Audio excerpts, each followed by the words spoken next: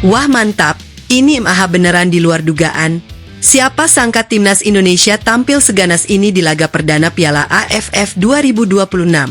Bahkan, pelatih Kamboja sampai angkat tangan dan mengakui kalau Garuda sekarang jadi tim paling kuat di turnamen. Ah masa sih? Eits, tunggu dulu, karena ada banyak fakta menarik yang bikin pertandingan ini makin seru buat dibahas. Kang gitu ya. Laga perdana timnas Indonesia melawan Kamboja akhirnya selesai, dan hasilnya langsung bikin pecinta sepak bola Asia Tenggara heboh. Bukan cuma soal hasil akhir, tapi juga cara bermain skuad Garuda yang benar-benar berubah total di bawah racikan pelatih John Hartman. Dari menit pertama, Indonesia langsung tancap gas. Nggak ada tuh cerita main aman. Anak-anak Garuda langsung ngepres tinggi, bikin pemain Kamboja susah keluar dari daerah sendiri. Serangan datang bertubi-tubi, penguasaan bola dikuasai Indonesia, dan tempo permainan benar-benar bikin lawan kelimpungan. Sorry bro, kalau masih ada yang bilang timnas cuma bisa menang karena pemain diaspora, pertandingan ini jadi bukti sebaliknya. John Hartman justru memberi panggung besar buat para pemain Liga 1. Dan hasilnya? Wah, ayah-ayah wae kalau masih ada yang meragukan kualitas pemain lokal, mereka tampil penuh percaya diri, disiplin, dan mampu menjalankan strategi dengan sangat rapi. Yang paling mencuri perhatian tentu saja sosok Mitchell Baker. Absennya Ula Romeni ternyata sama sekali nggak membuat lini depan Indonesia melempem. Justru Baker tampil sebagai ujung tombak baru yang bikin pertahanan Kamboja nggak bisa bernapas lega. Posturnya kuat, kecepatannya di atas rata-rata, pintar mencari ruang, dan setiap kali bola masuk ke area pertahanan lawan, Baker selalu menciptakan ancaman serius. Hingga Egy Maulana yang membuat serangan Garuda semakin hidup. Ini bukan sekadar menang. Ini benar-benar menunjukkan kalau Indonesia sekarang punya kedalaman skuad yang luar biasa. Di lini tengah pun permainan Garuda terlihat jauh lebih matang. Aliran bola mengalir cepat dari kaki ke kaki, transisi berjalan mulus, dan koordinasi antar pemain terlihat sangat padu. Kalau terus konsisten seperti ini, bukan tidak mungkin timnas Indonesia bakal jadi salah satu kandidat terkuat meraih gelar juara. Nah, yang bikin makin menarik, pengakuan datang langsung dari kubu lawan. Pelatih Kamboja asal Jepang, Koji Gyotoku, secara terbuka memberikan pujian kepada timnas Indonesia usai pertandingan. Menurutnya, Indonesia adalah salah satu tim terkuat di Piala AFF 2026. Bukan cuma karena punya pemain berkualitas, tapi juga organisasi permainan yang rapi, disiplin tinggi, dan variasi serangan yang sangat sulit dihentikan. Nah lo, kalau yang ngomong lawan sendiri, masa masih dibilang lebay? Koji bahkan mengakui timnya sudah mencoba berbagai skema bertahan untuk meredam agresivitas Indonesia. Tapi kenyataannya, kecepatan transisi dan tekanan yang diberikan skuad Garuda benar-benar membuat Kamboja kesulitan sepanjang pertandingan. Pengakuan seperti ini tentu jadi sinyal positif kalau perkembangan timnas Indonesia memang mulai diakui negara-negara Asia Tenggara. Namun jangan salah, meski menang, pertandingan ini juga memberi beberapa catatan penting. Kamboja sekarang bukan lagi tim yang bisa dianggap remeh. Mereka punya pemain-pemain cepat yang beberapa kali mencoba memanfaatkan serangan balik. Untungnya lini belakang Indonesia tampil cukup disiplin sehingga ancaman tersebut masih bisa diantisipasi dengan baik. Selain performa pemain, ada satu keuntungan lain yang dimiliki Garuda di turnamen kali ini. Jadwal pertandingan yang relatif ideal membuat para pemain punya waktu pemulihan lebih baik dibanding beberapa rivalnya. Belum lagi beberapa tim pesaing datang dengan kondisi skuad yang kurang lengkap akibat cedera maupun akumulasi kartu. Situasi ini tentu menjadi keuntungan yang bisa dimanfaatkan John Hartman untuk melakukan rotasi pemain tanpa mengurangi kualitas permainan tim. Kalau strategi seperti ini terus berjalan, peluang Indonesia melangkah jauh bahkan mengangkat trofi juara tentu semakin terbuka lebar. Tapi ingat, perjalanan masih panjang. Laga berikutnya jelas akan jauh lebih berat. Konsistensi bakal jadi kunci apakah Garuda benar-benar mampu mempertahankan performa impresif ini sampai akhir turnamen. Jadi menurut kalian gimana, guys? Apakah permainan timnas Indonesia kali ini sudah layak disebut sebagai calon juara Piala AFF 2026? Atau masih ada yang harus dibenahi sebelum menghadapi lawan-lawan yang lebih kuat? Tulis pendapat kalian di kolom komentar ya. Kalau suka pembahasan timnas Indonesia, jangan lupa like, share, dan subscribe supaya nggak ketinggalan update terbaru seputar dunia sepak bola. Aktifkan juga lonceng notifikasinya, karena bakal ada banyak kabar panas, analisis seru, dan berita terbaru timnas yang sayang banget kalau sampai kelewatan.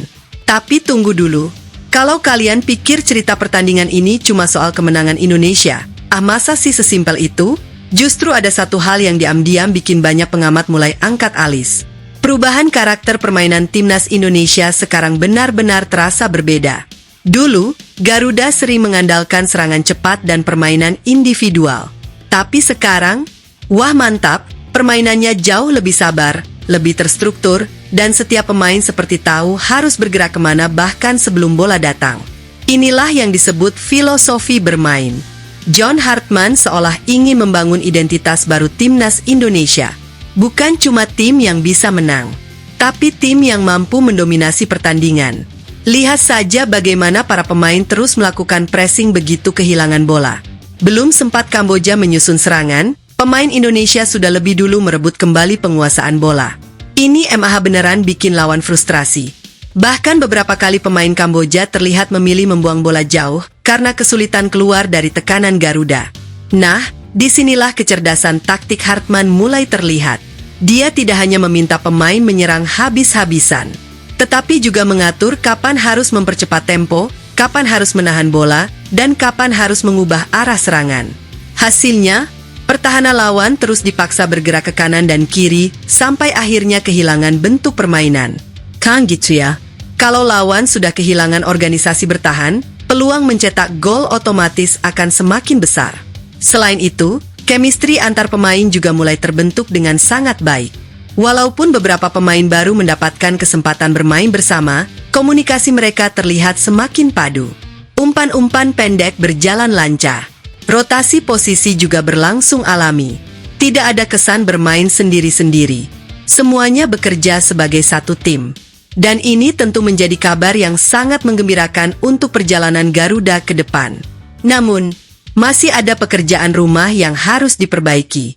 Beberapa peluang emas sebenarnya masih belum mampu diselesaikan dengan maksimal. Kalau penyelesaian akhirnya lebih tenang, bukan tidak mungkin Indonesia bisa menang dengan skor yang jauh lebih besar. Sorry bro, kesempatan seperti itu jangan sampai terbuang ketika nanti menghadapi lawan yang levelnya lebih tinggi.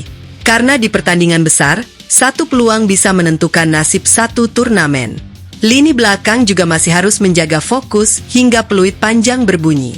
Walaupun tampil cukup solid, beberapa kali Kamboja masih sempat mendapatkan ruang melalui serangan balik cepat. Untung saja koordinasi para bek masih cukup disiplin sehingga ancaman tersebut bisa dipatahkan.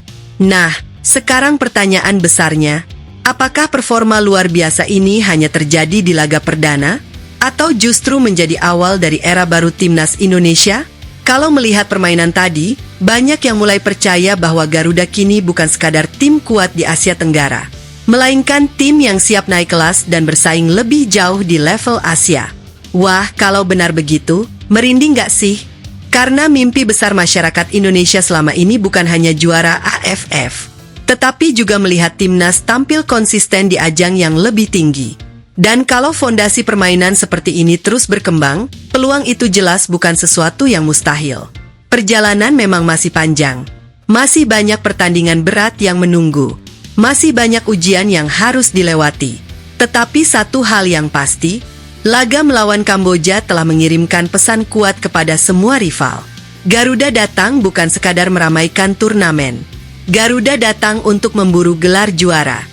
Dan kalau performa seperti ini terus dipertahankan, bukan tidak mungkin trofi yang selama ini dirindukan akhirnya benar-benar pulang ke tanah air. Jadi, menurut kalian siapa pemain terbaik di pertandingan tadi? Apakah Mitchell Baker yang tampil tajam di lini depan? Atau justru John Hartman yang sukses memenangkan perang taktik dari pinggir lapangan? Tulis jawaban kalian di kolom komentar.